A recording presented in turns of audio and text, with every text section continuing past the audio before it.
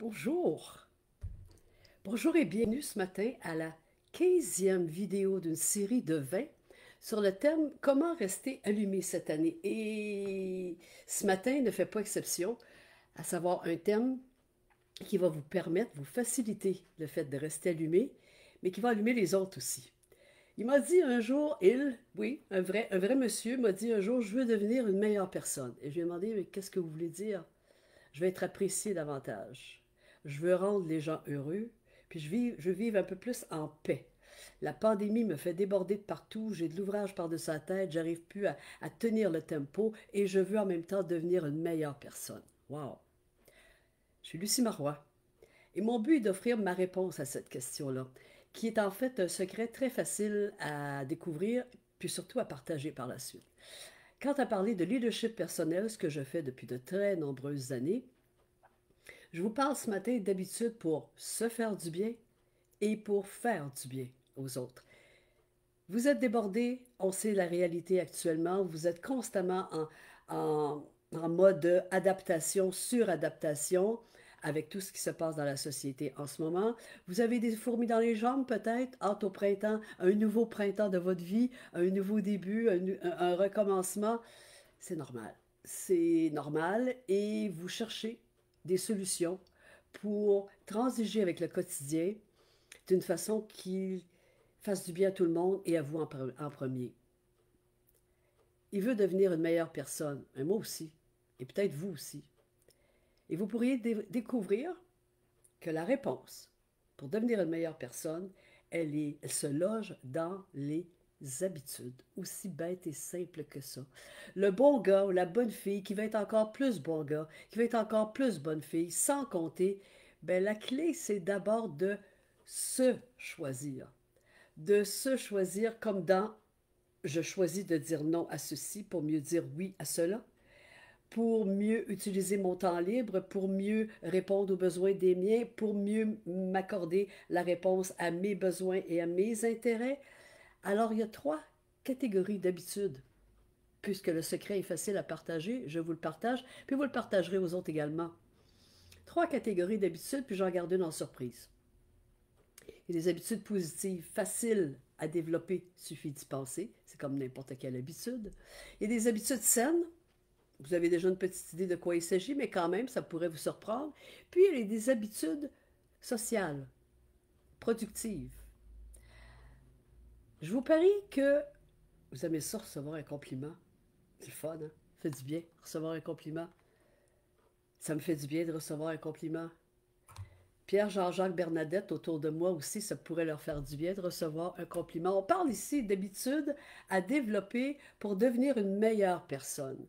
Alors, prendre l'habitude d'offrir un compliment sincère. Ça, c'est évidemment, c'est le critère de base. Sincère, parler, reconnaître à quelqu'un une qualité, une compétence, un travail bien fait au travail, un travail bien fait, une tâche bien accomplie au travail, un détail sur la décoration, un talent que quelqu'un peut avoir dans son aménagement, une force particulière. Aimez-vous ça, vous entendre vous faire dire, toi, ta force, c'est quelqu'un qui semble avoir pris le temps de vous observer pour reconnaître une force que vous avez. C'est extrêmement bon et heureux à recevoir au travail comme dans la vie privée. Alors, faites-le, reconnaissez-le, trouvez quelque chose à dire de positif sur l'autre. C'est magique à peu près comme impact et comme solution. Et plus on est introverti, plus on est sous stress, plus on est débordé actuellement, plus ça va demander un petit effort. Moi, aller prendre l'habitude d'aller courir le matin, alors que quand je regarde par la fenêtre, il neige actuellement chez moi, c'est une habitude que je vais avoir beaucoup de difficultés à développer. Ça va me demander un effort. Par contre, est-ce que ce serait gratifiant? Si j'y arrive ou quand j'y arrive, la réponse c'est oui. C'est la même chose ici. Toutes les habitudes demandent un petit peu de mettre de l'huile dans le moteur de la motivation. Par contre, les résultats sont absolument heureux et gratifiants. Et parlant de gratifiant, offrir un compliment, mais soyez également reconnaissant. Quelle tâche avez-vous pu accomplir plus facilement grâce à? Qu'est-ce qu'il y a eu d'heureux qui s'est développé dans votre vie grâce à? Qu'avez-vous obtenu? Quel développement s'est-il passé pour vous grâce à?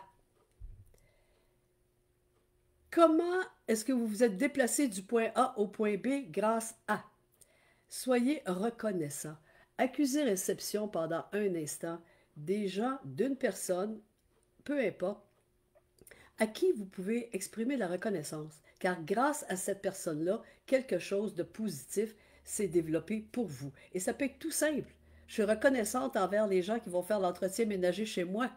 Parce que sans eux, j'aurais pas le même environnement de vie grâce à des petites reconnaissances, des grandes reconnaissances, c'est important et ça aide, ça contribue à devenir une meilleure personne. Quel répit avez-vous eu dans une journée, dans votre semaine, dans un week-end, grâce à qui s'est occupé des enfants, peu importe.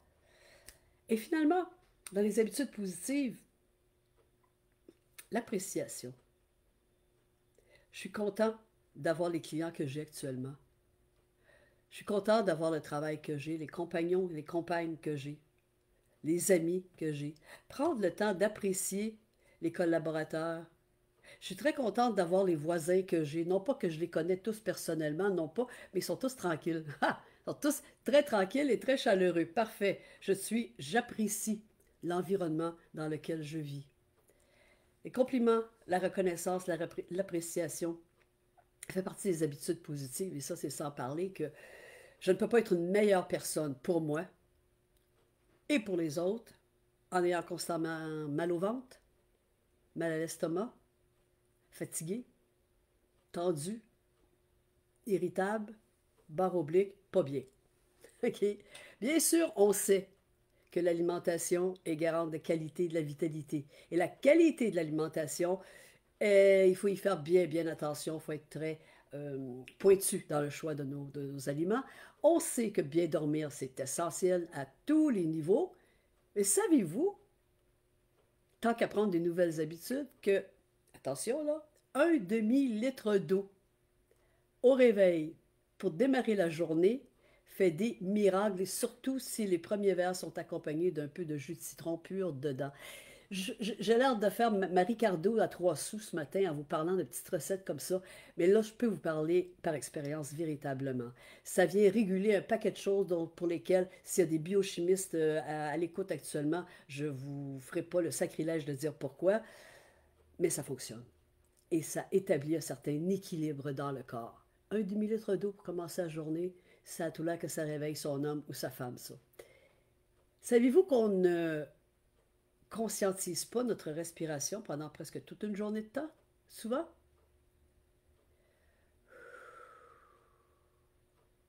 On n'y passe pas notre respiration à moins d'être essoufflé à monter des escaliers, de transporter un poids lourd ou quoi qu'il en soit, ce qui nous amène à bout de souffle. Autrement, on n'y fait pas attention. Notre souffle, on le prend pour acquis 16 fois par minute ou à peu près. Prendre 5 secondes pour tout simplement se rendre compte qu'on a des poumons. 5 secondes. Est-ce que ça pourrait, l'effet cumulé de ça, apaiser un petit peu et se centrer dans le temps présent, peut-être pendant 5 secondes, et ça fait partie des habitudes saines. Et finalement, oui, pour ce qui est de la nourriture, je suis quelqu'un qui doit faire très attention car je mange pour ne pas avoir faim.